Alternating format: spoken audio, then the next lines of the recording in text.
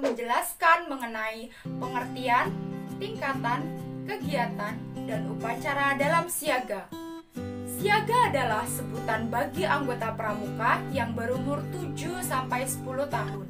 Disebut pramuka siaga karena sesuai dengan kiasan masa perjuangan bangsa Indonesia, yaitu ketika rakyat Indonesia menyiagakan dirinya untuk mencapai kemerdekaan dengan berdirinya Budi Utomo pada tahun 1908 sebagai tangga awal perjuangan bangsa Indonesia.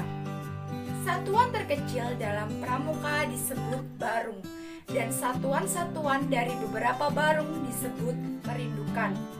Setiap barung beranggotakan 5-10 orang pramuka siaga dan dipimpin oleh seorang pemimpin barung yang dipilih oleh anggota barung. Masing-masing pemimpin barung akan memilih satu orang yang akan menjadi barung utama, yaitu sulung. Selanjutnya, tingkatan pramuka siaga. Dalam pramuka siaga ada 3 tingkatan, yaitu 1. Mula. Dalam Kamus Besar Bahasa Indonesia, kata mula dimaknai sebagai asal, awal, pokok asal, yang paling awal, yang dahulu sekali, waktu atau tempat keadaan yang menjadi pangkal. Karenanya, kemudian gerakan pramuka Indonesia menjadikan kata ini sebagai nama tingkatan pertama dalam syarat-syarat kecakapan umum. Pramuka siaga. Hal ini mengandung filosofi bahwa saat pramuka siaga sebagai golongan pramuka yang paling kecil mencoba menyelesaikan syarat-syarat kecakapan umum pramuka siaga. Mula diibaratkan sebagai awal atau pangkal dari proses pendidikan kepramukaan yang diharapkan menjadi dasar yang kuat bagi kehidupan peserta didik di kemudian hari. Untuk mencapai tingkatan siaga mula, calon siaga harus memenuhi syarat-syarat sebagai berikut. 1. Rajin dan giat mengikuti latihan perindukan siaga, sekurang-kurangnya 6 kali latihan berturut-turut. 2. Hafal dan mengerti isi Dwi Dharma dan Dwi Satya. 3. Dapat memberi salam pramuka. 4. Tahu arti kiasan warna-warna bendera kebangsaan Indonesia dan tahu sikap yang harus dilakukan pada waktu bendera kebangsaan dikibarkan atau diturunkan. 5. Biasa berbahasa Indonesia di waktu mengikuti pertemuan-pertemuan siaga. 6. Dapat dengan hafal menyanyikan lagu kebangsaan Indonesia Raya bait pertama di muka perindukan siaga atau di muka pendengar-pendengar lain, dan tahu sikap yang harus dilakukan jika lagu kebangsaan diperdengarkan saat upacara. 7. Memiliki buku tabungan Tabanas, buku tabungan pramuka atau buku tabungan pelajar. 8. Setia membayar uang iuran kepada gugus depannya sedapat-dapatnya dengan uang yang diperoleh dari usahanya sendiri. 9. Selalu berpakaian rapi dan memelihara kebersihan badan. 10. Keagamaan sesuai dengan agama masing-masing. 1. Untuk siaga yang beragama Islam, dapat mengucap kalimat syahadat, dapat mengucap surat Al-Fatihah. 2. Untuk siaga yang beragama Katolik, dapat membuat tanda salib, dapat mengucap doa harian, dapat menyanyikan 3 buah lagu gereja. 3. Untuk siaga yang beragama Protestan, hafal Yahya, dapat berdoa sederhana. Untuk siaga yang beragama Hindu, Mengetahui nama agama yang dianutnya. 2. Bantu. Siaga bantu mengkiaskan tingkatan kecakapan siaga yang dapat membantu pekerjaan tertentu. Untuk mencapai tingkatan siaga bantu, seorang pramuka siaga mula harus memenuhi syarat-syarat sebagai berikut.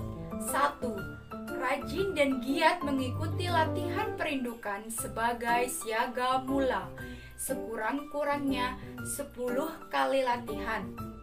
2. Bersungguh-sungguh mengamalkan Dwi Dharma dan Dwi Satya.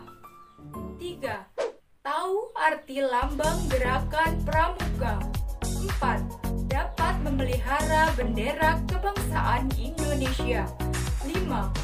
Tahu nama negara, ibu kota negara, kepala negara Republik Indonesia. 6. Hafal Pancasila. 7. Tahu nama dan alamat kepala desa dan beberapa tokoh masyarakat lain di sekitar tempat tinggalnya. 8. Dapat membaca jam. 9. Dapat menunjuk sedikitnya 4 mata angin. 11. Dapat melempar dan menerima lemparan bola dengan tangan kanan dan kiri. 12. Dapat membuat dan menggunakan simpul mati, simpul anyam, dan simpul pangkal. 13. Memiliki buku tabanas, buku tabungan pramuka atau buku tabungan pelajar, dan sudah menabung uang secara teratur dalam buku tabungan itu selama sekurang-kurangnya 8 minggu sejak menjadi siaga mula.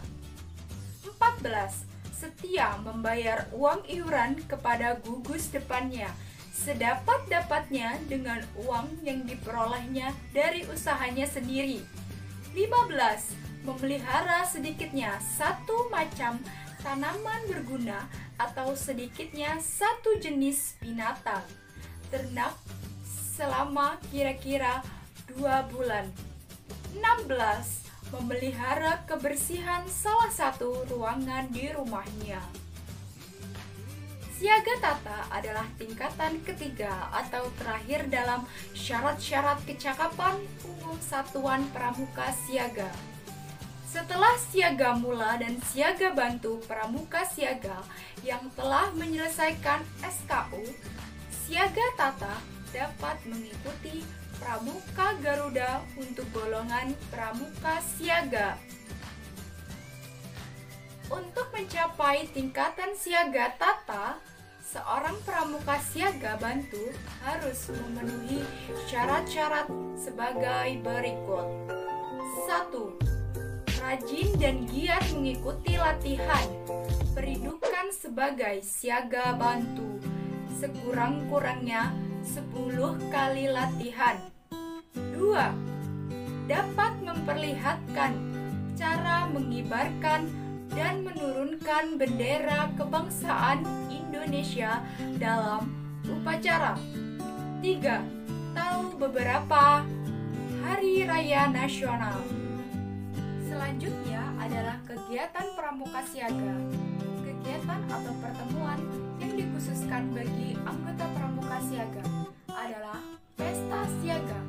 Pesta Siaga merupakan pertemuan pramuka siaga dalam bentuk perkemahan besar selama 1 hari tanpa menginap dengan berbagai kegiatan seperti 1. Permainan bersama atau kegiatan keterampilan kepramukaan yang dikemas dengan permainan.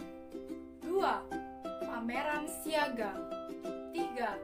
Pasar siaga atau simulasi situasi di pasar yang diperankan oleh pramuka siaga. 4. Dharma wisata. 5. Pentas seni budaya. 6. Karnaval dan lain-lain.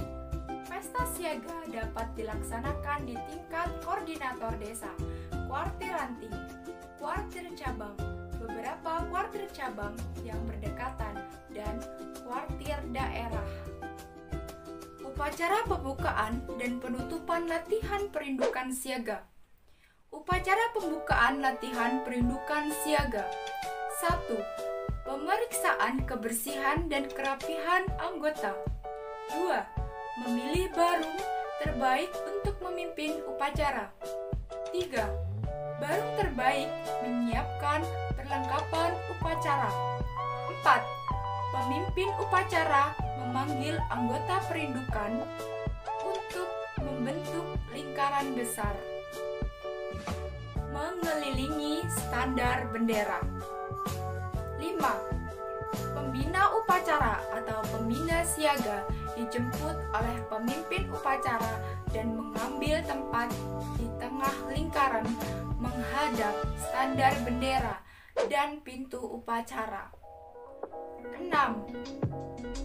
Para pembantu pembina siaga masuk lingkaran upacara.